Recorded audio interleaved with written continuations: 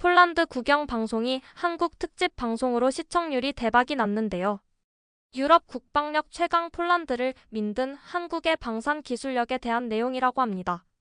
그리고 여기 우리나라의 방위산업 기술을 무시하는 미국의 군사정보 분석가가 있습니다.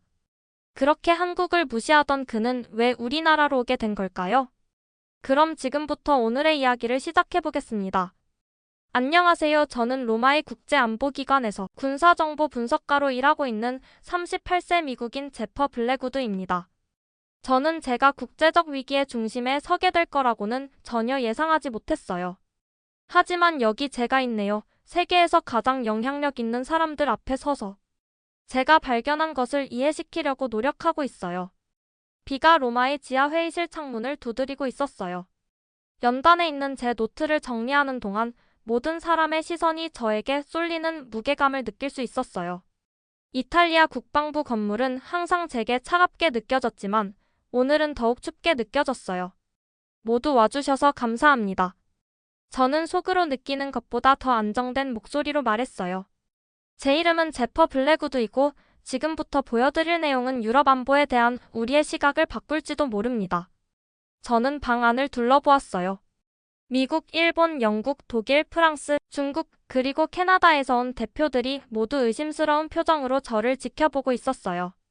처음에는 아무도 제 발견을 믿지 않았어요. 저도 그랬을 거예요. 폴란드는 5년 전만 해도 소규모 군사 강국에 불과했습니다. 저는 첫 번째 슬라이드로 넘기면서 계속했어요. 그들의 국방 예산은 작았어요. 장비도 구식이었고요. 그들은 나토의 지원에 크게 의존하고 있었죠. 사라 윌슨 미국 대표가 고개를 끄덕였어요. 우리 모두 이것을 알고 있습니다. 블랙우드 씨. 특히 우크라이나에서 일어난 일 이후로 폴란드는 항상 러시아의 그림자 아래 있었죠. 그게 바로 제가 말하고자 하는 점이에요.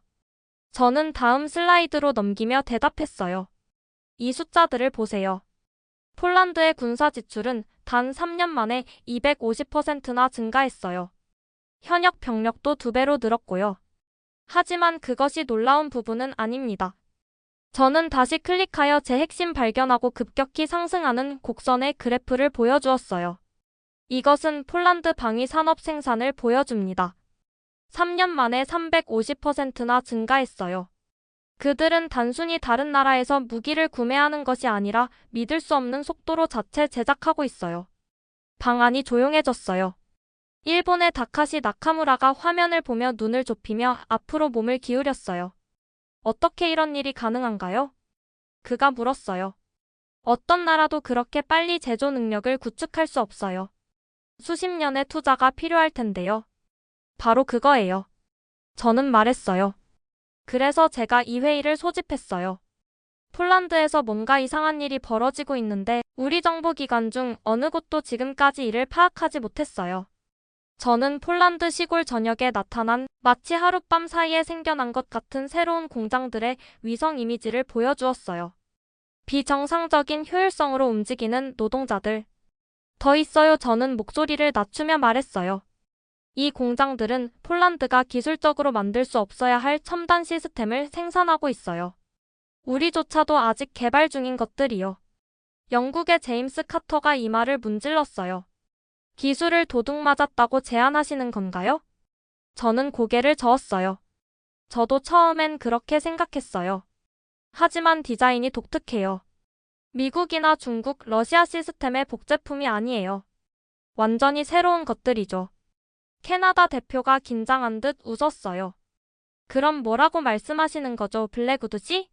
폴란드가 갑자기 군사 강대국이 되었다고요? 저는 깊게 숨을 들이마셨어요. 무언가가 그들을 돕고 있다고 말하는 거예요. 그리고 그것이 무엇이든 우리가 이전에 본 적 없는 것이라고요. 형광등이 제 책상 위에 펼쳐놓은 서류들 위로 윙윙거리며 불빛을 내뿜고 있었어요. 그 극적인 회의 이후 저는 진짜 답을 찾아야 했어요. 국방부 건물 지하에 있는 제 작은 연구실은 특별하진 않았지만 조용하고 개인적인 공간이었어요. 제가 곧 시작할 심층 조사의 완벽한 장소였죠. 이건 말이 안 돼요. 저는 폴란드 군사 계약서를 페이지마다 넘기며 혼잣말을 했어요. 저는 피곤한 눈을 비비며 숫자들을 소리내어 읽었어요. K2 전차 1200대, K9 자주포 700대, FA 경공격기 52대, K239 천무 다연장 로켓 발사 시스템. 저를 놀라게 한 것은 장비의 엄청난 양뿐만이 아니었어요. 모든 계약서에 동일한 중요한 문구가 포함되어 있다는 사실이었죠. 현지 생산 및 기술 이전. 제 옆에 있던 커피는 식어갔고 저는 연결점을 찾아갔어요. 폴란드는 단순히 기성품 무기를 구매하는 것이 아니었어요. 그들은 이러한 시스템을 직접 구축할 수 있는 지식과 능력을 획득하고 있었어요. 한국이네요. 저는 각 문서의 제조업체 세부 정보를 손가락으로 따라가며 말했어요. 모든 것이 한국에서 오고 있어요. 저는 항상 한국을 삼성 핸드폰과 현대 자동차의 나라로 생각했어요. 글로벌 군사 강국을 분석하는 제 모든 경력, 저는 그들을 방위 기술의 주요 플레이어로 여긴 적이 없었어요. 그들은 항상 이웃 국가들인 중국, 일본, 그리고 북한의 지속적인 위협에 가려져 있었죠. 하지만 이 계약서들은 다른 이야기를 들려주고 있었어요. 한국은 조용히 자국산 군사기술의 인상적인 무기고를 구축해왔어요. 그리고 지금은 그것을 모두 폴란드와 공유하고 있었어요. 하지만 왜일까요? 저는 5년 전 폴란드 산업지역의 위성 이미지를 불러와서 현재 사진과 비교했어요. 그 변화는 놀라웠어요. 한때 빈 들판이었던 곳에 거대한 단지들이 생겨났어요. 어떤 나라도 이렇게 빨리 이만큼의 기술을 흡수할 수 없어요. 저는 책상 주위를 서성이며 중얼거렸어요. 엔지니어를 훈련시키고 생산 라인을 설치하고 공급망을 구축하는 데는 몇 년이 걸리는데 갑자기 생각이 떠올라 저는 걸음을 멈췄어요. 만약 한국이 단순히 기술을 판매하는 것이 아니라 사람들도 보내고 있다면 어떨까요? 단지 몇 명의 고문이 아니라 전체 인력을 말이에요. 저는 컴퓨터로 돌아가 이민 기록을 검색하기 시작했어요. 한국 국적자에게 발급된 폴란드 취업 비자가 지난 3년 동안 400% 이상 증가했어요. 바로 그거예요. 저는 속삭였어요. 한국이 그들의 전체 방위 산업을 폴란드로 이식하고 있어요. 하지만 그것조차도 모든 것을 설명하진 않네요. 저는 새로운 공장 위치를 보여주는 지도를 핀으로 고정해둔 벽을 응시했어요. 뭔가가 여전히 맞지 않았어요. 한국의 전문 지식이 있더라도 이 성장의 속도는 제가 산업 발전에 대해 알고 있는 모든 것을 무시하고 있었어요. 내가 뭘 놓치고 있는 걸까요? 저는 빈방에 물었어요. 제 질문은 대답 없이 급박하게 공중에 떠 있었어요. 저는 같은 서류를 3일째 계속 들여다보고 있을 때 제 전화에서 영상통화 알림이 울렸어요. 제 조카 마테오의 얼굴이 화면에 나타났는데 평소의 쾌활한 표정이 더 긴박한 무언가로 바뀌어 있었어요. 연결 상태가 좋지 않았고 그가 실외 어딘가에 있다는 것을 알 수 있었어요. 제퍼 삼촌, 드디어 연락이 닿았네요. 그가 약간 끊기는 목소리로 말했어요. 몇 시간 동안 삼촌에게 연락하려고 했어요. 마테오? 어디 있는 거야? 저는 즉시 걱정이 되어 물었어요. 이탈리아 특수부대 중위인 제 조카는 종종 민감한 지역에 배치되었지만 임무 중에 저에게 전화하는 경우는 거의 없었어요. 동부 전선 근처 전초기지에 있어요. 그는 카메라를 돌려 군사 주둔지를 보여주며 대답했어요. 삼촌이 작업하고 계신 그 보고서들은 폴란드 군사 장비에 관한 거요? 방금 그것들이 실제로 작동하는 것을 직접 봤어요. 제 심장이 빠르게 뛰었어요. 무슨 말이야? 한국 무기를 봤다고? 그냥 본 게 아니라 어제 우리 목숨을 구했어요. 그의 얼굴은 피로와 흥분이 섞인 표정이었어요. 우리 부대가 정찰 임무 중에 매복에 걸렸어요. 우리는 움직일 수 없게 되었고 크게 수정 열세였죠. 그때 이 폴란드 군대가 K2 전차와 K9 자주포를 가지고 도착했어요. 마테오가 걸으며 영상이 흔들렸다가 한때 건물이었던 폐허 사이에 주차된 거대한 탱크를 향해 카메라를 가리키자 안정되었어요. 그 탱크의 세련된 디자인은 제가 익숙한 더 투박한 유럽 모델들과는 달랐어요. 이 기계들은 믿을 수 없어요, 삼촌. 표적 시스템이 우리가 볼 수도 없었던 위협을 식별했어요. 장갑은 우리의 오래된 모델들을 파괴했을 직접적인 타격을 견뎌냈어요. 그의 목소리가 낮아졌어요. 만약 그 탱크들이 그때 거기 없었다면 저는 지금 삼촌과 대화하고 있지 않을 거예요. 저는 오싹함을 느꼈어요. 제 연구는 더 이상 숫자와 이론에 그치지 않았어요. 그것은 직접적으로 제 가족에게 영향을 미쳤어요. 그것들을 운용하는 군인들은 이런 것을 본 적이 없다고 말해요. 마테오는 계속했어요. 장비가 새롭거나 강력하다는 것만이 아니라 다르게 설계되어 있어요. 한국 엔지니어들은 전쟁에 대해 완전히 다른 방식으로 생각하는 것 같아요. 저는 천천히 고개를 끄덕였고 제 마음속에서 조각들이 맞춰지기 시작했어요.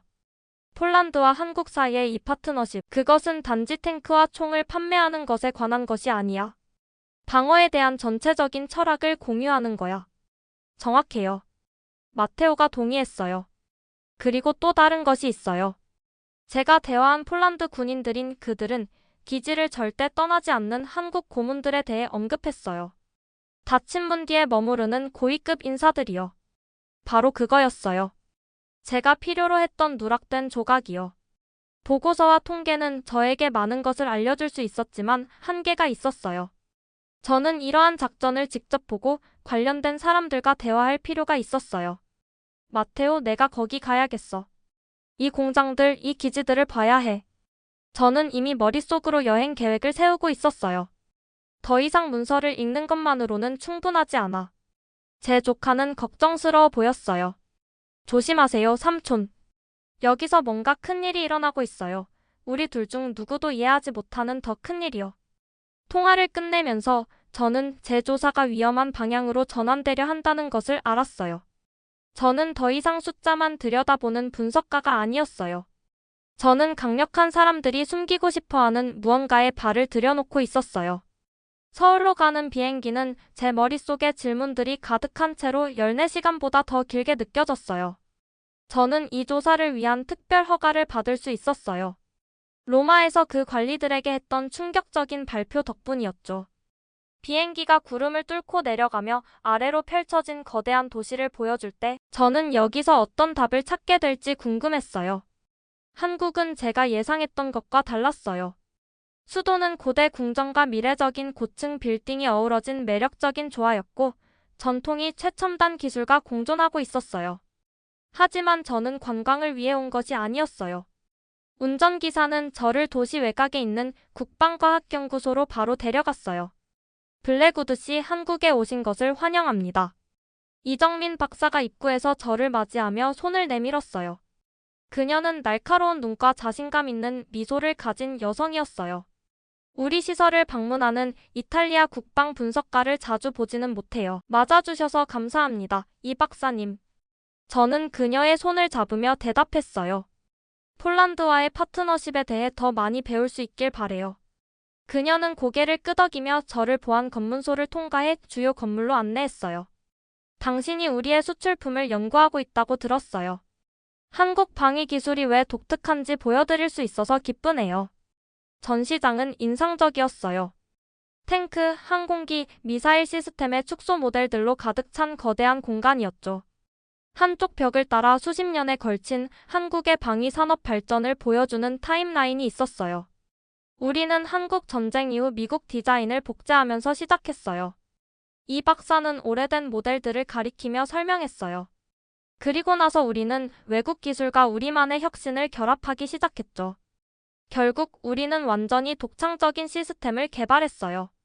이제 우리는 글로벌 수출국이에요. 저는 타임라인을 연구하며 제가 보고 있는 것을 이해하게 되었어요. 마치 고속으로 진행되는 진화를 보는 것 같네요. 필요성이 혁신을 이끌어요. 그녀가 말했어요.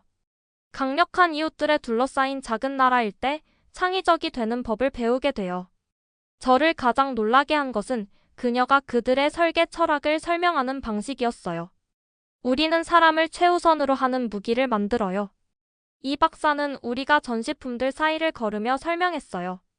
전쟁에 대한 우리의 경험은 인명 보호가 우선되어야 한다고 가르쳐 주었어요. 민간인과 군인 모두 말이죠. 그날 오후 늦게 우리는 도시 외곽에 있는 시험장을 방문했어요. 저는 K2 탱크가 거친 지형을 가로질러 달리는 동안 관측 플랫폼에 서 있었는데 그 거대한 차량이 놀라운 민첩성으로 기동하며 먼지를 일으켰어요. 우리가 폴란드에 제공한 것은 단순한 장비가 아니에요. 우리가 지켜보는 동안 이 박사가 낮고 단호한 목소리로 말했어요. 그것은 통합 방위 시스템이에요. 무기 의료 지원, 물류, 그리고 통신이 진정으로 효과적이기 위해서는 함께 작동해야 해요. 그날 저녁 이 박사는 저를 전통 한옥집으로 저녁 식사에 초대했어요. 우리는 바닥 쿠션에 앉아 있는 동안 서버들이 제가 전에 본 적 없는 음식들로 가득 찬 수십 개의 작은 접시들을 가져왔어요. 전에는 한국에 대해 많이 생각해 본 적이 없어요. 저는 그녀가 보여준 대로 비빔밥을 섞으며 인정했어요. 유럽에서는 전통적인 서구 강대국들에만 집중하는 경향이 있죠. 이 박사는 놀라워하지 않는 듯 미소를 지었어요. 많은 사람들이 우리를 과소평가해요. 하지만 우리는 그것이 실제로는 이점이라는 것을 배웠어요. 제가 놀라운 음식을 즐기는 동안 이 박사는 한국의 역사에 대해 이야기했어요. 수세기 동안의 침략과 점령, 그 후에 이어진 참혹한 내전과 수십 년간의 재건이요. 한국은 역사를 통해 많은 도전에 직면했어요. 그녀는 설명했어요. 강력한 이웃들에 둘러싸여 있다는 것은 우리가 혁신적이고 회복력이 있어야 한다는 것을 의미했어요. 우리의 방위 산업은 필요성에서 성장했죠. 저는 생각에 잠겨 고개를 끄덕였고 제 마음속에서 조각들이 연결되고 있었어요. 폴란드가 왜 한국을 파트너로 선택했는지 이해하기 시작하고 있어요. 두 나라 모두 존재를 위해 싸운다는 것이 무엇을 의미하는지 알고 있죠. 그러나 그녀가 다음에 한 말은 두 나라 간의 단순한 비즈니스 관계보다 더 깊은 무언가를 암시했어요. 로마에 돌아와 착륙하는 순간 저는 다른 느낌이 들었어요. 제가 한국에서 발견한 것의 무게는 더 이상 단순한 군사 통계에 관한 것이 아니었어요. 그것은 우리가 세계 안보에 대해 생각하는 방식을 바꾸는 것에 관한 것이었죠. 저는 바로 다음날 국방부에서 긴급 회의를 소집했어요. 제 초기 발표에 모였던 같은 대표들이 제가 발견한 것에 대해 궁금해하며 방으로 들어왔어요. 이번에는 그들이 회의적인 미소를 짓고 있지 않다는 것을 알아차렸어요. 신사숙녀 여러분. 저는 연단에 우뚝 서서 시작했어요. 한국과 폴란드 사이에서 일어나고 있는 일은 단순한 비즈니스 거래가 아니에요. 그것은 유럽 안보에 있어 완전한 패러다임의 전환이에요. 저는 제 방문에서 얻은 사진과 영상을 보여주었어요. 시험장, 공장들, 최전선 탱크부터 의료 후송 부대까지 모든 것을 연결하는 통합 시스템들이요. 한국 덕분에 폴란드는 유럽 안보의 게임 체인저가 되었어요. 저는 선언했어요. 방안은 충격적인 침묵에 빠졌어요. 이전에 제 우려를 일축했던 프랑스 대표 미셀 뒤퐁이 앞으로 몸을 기울였어요. 한국이 이 모든 것을 가능하게 했다고 말하는 건가요? 그의 목소리에는 불신의 기색이 담겨 있었지만 일축하는 것은 아니었어요. 저는 자신감 있게 고개를 끄덕였어요. 그들은 단순한 무기 수출국이 아니에요. 그들은 생명을 보호하는 전체적인 철학을 수출하고 있어요. 그들의 시스템은 처음부터 인명피해를 최소화하도록 설계되었어요. 민간인과 군인 모두 말이죠. 제가 한국의 접근 방식은 그들의 침략과 투쟁의 역사가 어떻게 그들의 방위 사고를 형성했는지를 설명하면서 저는 동료들의 얼굴에서 변화를 볼 수 있었어요. 오래된 오만함이 진정한 관심으로 바뀌고 있었어요. 제 발표 후 몇 주 내에 이탈리아와 여러 다른 유럽 국가들이 한국과의 방위 협력을 적극적으로 추진하기 시작했어요. 이전에 서울에 관심을 두지 않았던 장관들이 이제는 배우고자 하는 열망으로 그곳을 방문하고 있었어요. 제 역할도 바뀌었어요. 저는 더 이상 한 동료가 한 번 저를 부른 것처럼 숫자 뒤에 숨은 차가운 분석가가 아니었어요. 저는 새로운 눈을 가진 전략가가 되었어요. 모든 무기 시스템 뒤에는 보호와 생존에 대해 생각하는 방식, 철학이 있다는 것을 이해하는 사람이 되었죠.